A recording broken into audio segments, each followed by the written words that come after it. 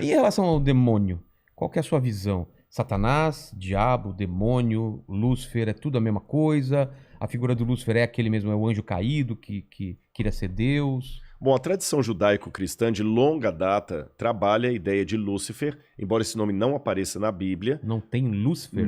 Não tem. Lúcifer ou Lutíferos. Estrela da manhã? Estrela da manhã. Lutíferos é estrela da manhã o que aparece na Bíblia, né? Só que o livro de Isaías, de novo, aí, Lúcifer veio graças a Jerônimo. Quando Jerônimo traduziu a Bíblia para o latim, ele traduziu a expressão estrela da manhã, ou estrela da alva, para lutíferos. Lutíferos em latim, lute, luz. Ferus, que carrega. Aquele que carrega a luz. Transportador de luz, portador de luz. E acabou que lutíferos, por vias do latim corrompido, virou um nome próprio e virou o nome do ser angelical que caiu, embora esse nome não esteja na Bíblia como nome próprio. A Bíblia o chama de acusador, que em hebraico seria Satam. Satam é advogado de acusação, não é? Às vezes o apelido também de diabolos. Diabolos em grego significa dia, através de, é a preposição grega através de. Você fala, por exemplo, em grego você fala diálogo. Logos, diálogos, através da palavra. Tá certo? A diáspora, semente lançada através de. Diarreia, que corre através de. É tudo grego, meu irmão. É tudo grego. Tudo bem de lá. E balos significa lançado. Tanto é que balística, bala de revólver, balaustre, né? Balos é lançado em grego. Diabalos, aquele que foi lançado através de, para fazer uma referência a quando ele caiu do céu. Mas esses nomes, Lúcifer, Diabo, Satã, que eu falei adversário, são apelidos, títulos que esse ser angelical, um querubim, foi adquirindo ao longo do tempo. O opositor, né? A gente não sabe qual que é o nome próprio dele, a CNH dele. Né? Quando Jesus joga os diabos, os demônios no porco, é outra coisa. É outra coisa. Ali é interessante, porque os demônios que estão ali, eles pedem a Jesus, lança-nos aos porcos. Ali são demônios, né? A palavra demônio também é interessante porque a gente tem que cuidar, porque no grego vem da palavra gênio.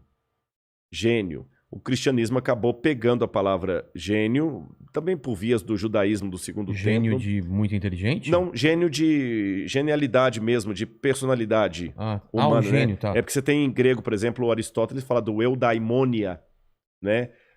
O bom gênio, a sua disposição. O gênio é o que você é. A sua disposição, a sua psique, a sua alma, é o seu gênio. Então, eudaimonia era aquela pessoa que tinha virtuosa.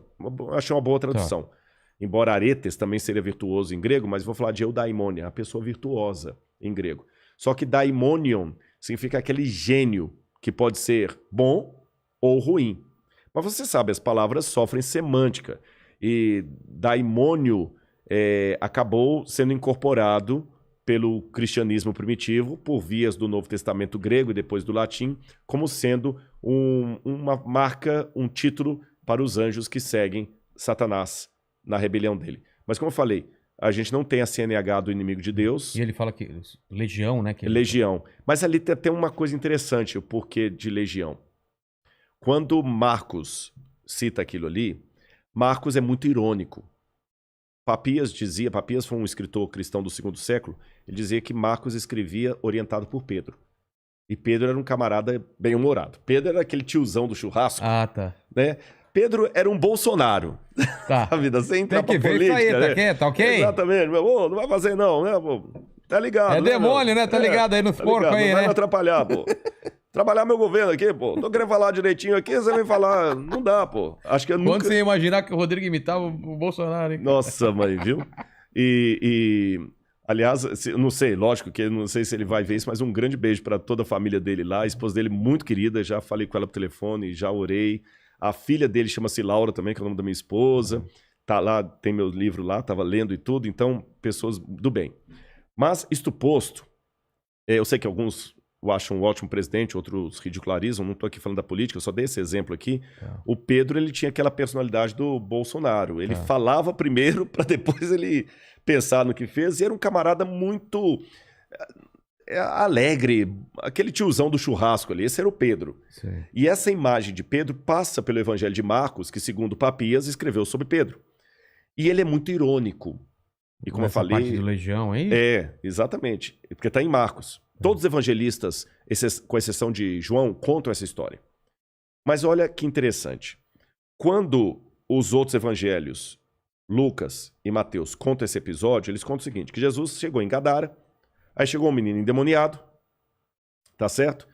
E Jesus expulsou o demônio falou assim, manda-nos aos porcos. Aí Jesus falou, pode ir para os porcos caem no mar, morrem, o povo da cidade fica desesperado, porque teve prejuízo com os porcos, manda Jesus embora dali. Ele querendo fazer o bem e ainda... Fazer o bem vai embora. Quer dizer, o porco é mais valioso do que o menino. Pô, o cara curou o filho ali deles e tudo e tal. Não, a gente prefere o cara endemoniado, não vão perder nosso dinheiro, não. Só que Marcos conta a mesma história de uma maneira mais irônica. Você sabe que eu tenho uma maneira irônica, às vezes, de contar uma história. Eu posso falar, por exemplo, assim... uma vez uma mulher veio pedir ao pastor para orientar a filha dela. Mas o pastor falou, por que eu vou fazer isso? Se todo domingo, depois do culto, vocês comem pastora milanesa no almoço. Ele está apenas falando de maneira irônica o fato de que acabou o sermão, que a família fica detonando com o pastor no almoço e no jantar, e o filho vai crescendo sem respeito pelo pastor. Entendi. Só que ele falou isso de uma maneira irônica. Exatamente. Vocês comem pastora milanesa no almoço e quer que eu vá lá resolver. Ele vai me ver como alguém a ser detonado no almoço. Foi isso que Marcos fez junto com Pedro. Na versão deles, Jesus fala o seguinte. Ele fala assim, ó Jesus, por que viestes nos expulsar do país? Os outros falam, por que você veio nos atormentar antes do tempo? Aqui eles falam, por que você veio? Não nos mandes para fora do país. Pastava ali, pelas montanhas, uma manada de porcos. Porco não pasta. Quem pasta é a ovelha, vaca. Porco não pasta. E porco não é criado em montanha. Porco é criado em vale. Quem ficava em montanhas eram soldados romanos. E quando Jesus pergunta assim, qual é o teu nome? Ele fala legião, que era o nome das milícias romanas. Exatamente. Aí ele fala, pode ir para os porcos. Quem ficava vigiando as colinas eram os soldados romanos. O que Marcos quis dizer? Marcos não está dizendo com isso que a história é fictícia, que não aconteceu. Ele apenas pegou uma história que aconteceu, como eu dei o exemplo, e contou de maneira irônica. O que ele quis mostrar? Veja bem, o povo judeu queria que o Messias viesse para livrá-los dos romanos. Os romanos são os demônios de Israel. Jesus, o Messias, tem poder para livrar vocês dos romanos. E por que ele não fez isso? Porque vocês, à semelhança dos gadarenos, estão mais preocupados com os porcos que vocês vão perder do que com a liberdade que o Messias vai trazer. Exatamente. Você entendeu? Por isso que tem aquela ironia ali. A verdade, a história aconteceu, mas Jesus contou de uma maneira irônica. E eu vou te falar, sinceramente, eu já tive situações em que eu estive em cena de possessão demoníaca de alguém e é muito diferente de uma esquizofrenia, de um problema de bipolaridade, de uma depressão. É como a gente vê em filme, muda a voz, tem uma força sobre-humana. Exatamente. A gente não deve esquecer, o diabo, ele não é monótono. Então, só antes de voltar a isso, voltando a Lúcifer. Lúcifer, então, como opositor a Deus, realmente está aqui para agir contra a vontade de Deus. Exatamente. Isso é fato. É fato. Eu posso falar isso até de uma forma bélica. Bélica. Nesse exato momento está havendo um grande conflito entre o bem e o mal. E os dois lados querem você.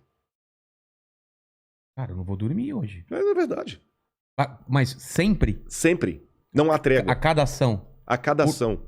E não há trégua e colocar-se em neutralidade já escolheu o lado do mal. Ah, é? Você não escolheu um lado, você já escolheu. Já escolheu.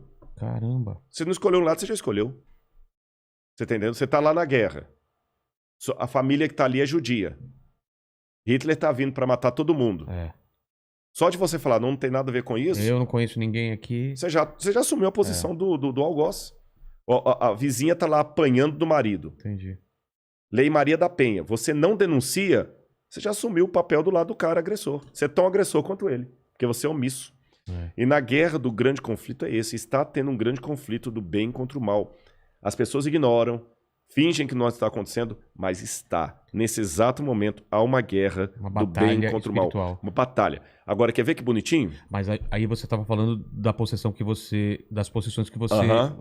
isso é só a ponta do iceberg, é o que aparece. É o que aparece, porque como eu falei, o diabo não é monótono. Esquece aquele negócio de O Exorcista do filme lá, que vira o... Ah, não é? Nem sempre. Às vezes aquilo ali ele faz até de brincadeira. Vamos colocar aqui.